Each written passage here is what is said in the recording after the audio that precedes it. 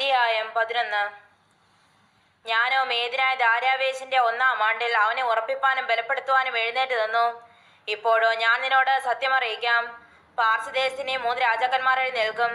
4-മത്തവൻ എല്ലാവരിലും അധികം ധനവാനായിരിക്കും. അവൻ ധനം കൊണ്ട് ശക്തിപ്പെട്ടു വരുമ്പോൾ എല്ലാവരെയും യവനരാജ്യത്തിന് നേരെ ഉദ്യോഗിപ്പിക്കും. പിന്നെ വിക്രമന രാജാവ് എഴുന്നേൽക്കും. അവൻ വലിയ അധികാരത്തോടെ വാണ് ഇഷ്ടം പോലെ പ്രവർത്തിക്കും. അവൻ നിൽക്കുമ്പോൾ തന്നെ അവന്റെ രാജ്യം തകർന്ന ആകാശത്തിലെ 4 കാറ്റിലേക്കും ഭേദിച്ചു പോകും. അതവന്റെ സന്തതിക്കല്ല. അവൻ വാണിരുന്ന അധികാരം പോലെയുമല്ല. അവന്റെ രാജ്യത്വം നിർമൂലമായി അവർക്കല്ല അന്യർക്കധീനമാകും. എന്നാൽ തെക്കേ ദേശത്തിലെ രാജാവ് പ്രാബല്യം പ്രാപിക്കും. അവന്റെ പ്രഭുക്കന്മാരിലൊരുത്തൻ അവനേക്കാൾ പ്രബലനായി വാഴും. അവന്റെ ആധിപത്യം മഹാധിപത്യമായി തീരും. കുറെ കാലം കഴിഞ്ഞിട്ട് അവർ തമ്മിൽ ഏകോപിക്കും. തെക്കേ ദേശത്തിലെ രാജാവിന്റെ മകൾ വടക്കേ ദേശത്തിലെ രാജാവിന്റെ അടുക്കൽ ഉടമ്പടി ചെയ്യുവാൻ വരും. എങ്കിലും അത് നിൽക്കയില്ല. അവനും അവന്റെ സാഹിത്യവും നിലനിൽക്കുകയുമില്ല. അവളും അവളെ കൊണ്ടുവന്നവരും അവളുടെ ജനകനും അവളെ തുണച്ചവനും ഭീതി വിഷയങ്ങളായി തീരും. എന്നാൽ അവന് പകരം അവളുടെ വേരിൽ നിന്ന് മുളച്ച് തയ്യായ ഒരുവൻ എഴുന്നേൽക്കും. അവൻ ബലം പ്രാപിച്ച് വടക്കേ ദേശത്തിലെ രാജാവിന്റെ കോട്ടയിൽ കടന്ന് അവരുടെ നേരെ പ്രവർത്തിച്ച് ജയിക്കും. അവരുടെ ദേവന്മാരെയും ബിംബങ്ങളെയും വെള്ളിയും പൊന്നും കൊണ്ടുള്ള മനോഹര വസ്തുക്കളെയും അവൻ എടുത്ത് മിസ്രൈമിലേക്ക് കൊണ്ടുപോകും. പിന്നെ അവൻ കുറെ സംവത്സരത്തോളം വടക്കേ ദേശത്തിലെ രാജാവിനോട് പൊരുതാതിരിക്കും.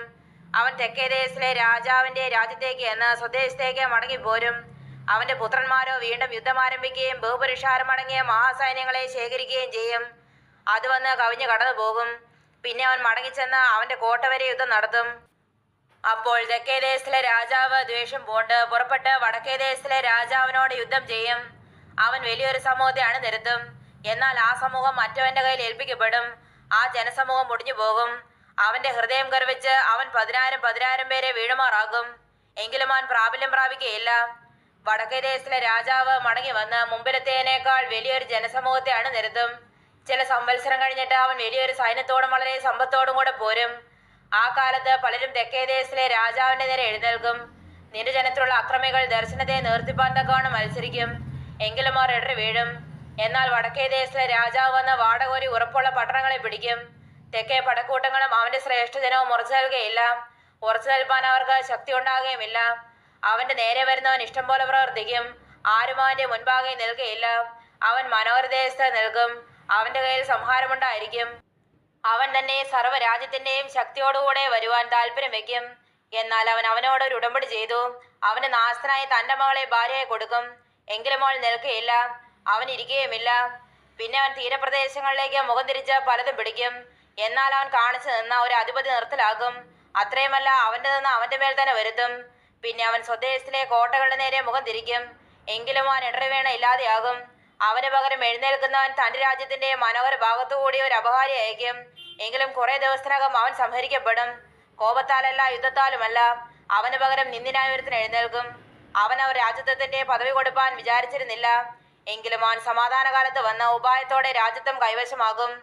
പ്രളയതുല്യമായ സൈന്യങ്ങളും നിയമത്തിന്റെ പ്രഭുവും കൂടെ അവന്റെ മുൻപിൽ പ്രവഹിക്കപ്പെട്ട് താർന്നു പോകും. ആരെങ്കിലും അവനോട് സഖ്യത ചെയ്താൽ അവൻ വഞ്ചന പ്രവർത്തിക്കും. അവൻ പുറപ്പെട്ട അല്പം പടജനവുമായി വന്ന് ജയം പ്രാപിക്കും.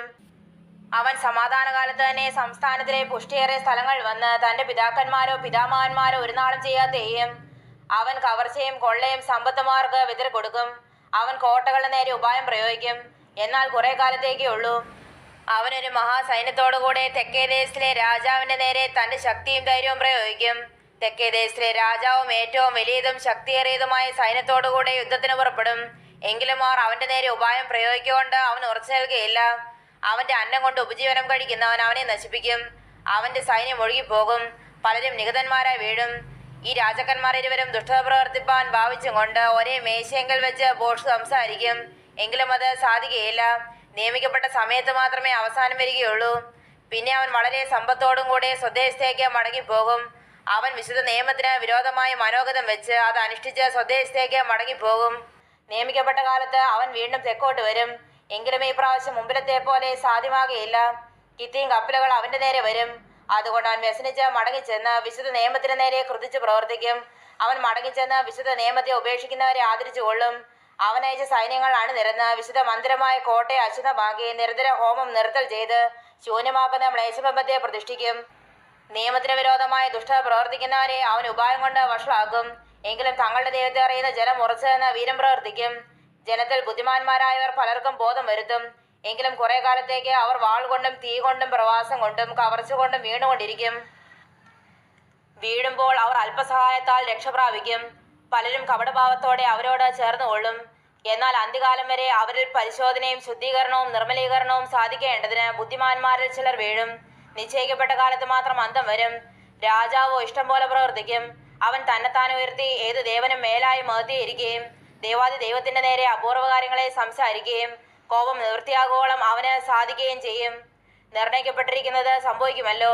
അവൻ എല്ലാറ്റിനും മേലായി തന്നെത്താൻ മഹത്വീകരിക്കയാൽ തന്റെ പിതാക്കന്മാരുടെ ദേവന്മാരെയും സ്ത്രീകളുടെ ഇഷ്ടദേവനെയും യാതൊരു ദേവനെയും കൂട്ടാക്കുകയില്ല. അതിനു പകരം അവൻ കോട്ടകളുടെ ദേവനെ ബഹുമാനിക്കും.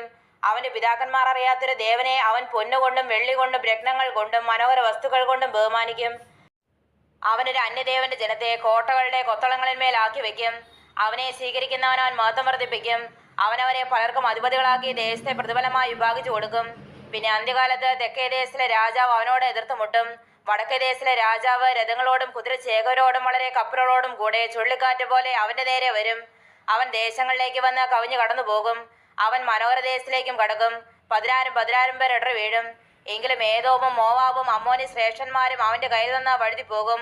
അവൻ ദേശങ്ങളുടെ നേരെ കൈ നീട്ടും. മിസ്രൈം ദേശവും ഒഴിഞ്ഞു പോകുകയില്ല. അവൻ പൊന്നും വെള്ളിയുമായ നിക്ഷേപങ്ങളെയും മിസ്രൈമിലെ മനോഹര വസ്തുക്കളെയും കൈവശമാക്കും. ലൂബിനും കൂശിനും അവന്റെ അനുചാരികളായിരിക്കും. എന്നാൽ കിഴക്കു നിന്നും വടക്കു നിന്നുമുള്ള വർത്തമാനങ്ങളാൽ അവൻ പരവശനാകും. അങ്ങനെ അവൻ പലരെയും നശിപ്പിച്ച് നിർമൂലനാശം വരുത്തേണ്ടതിന് മഹാക്രോധത്തോട് പുറപ്പെടും. പിന്നെ അവൻ സമുദ്രത്തിനും മഹത്വമുള്ള വിശുദ്ധ പർവ്വതത്തിനും മധ്യേ മണിപ്പന്തലിടും. അവിടെ അവൻ അന്തരിക്കും. ആരും അവനെ രക്ഷിക്കുകയുമില്ല.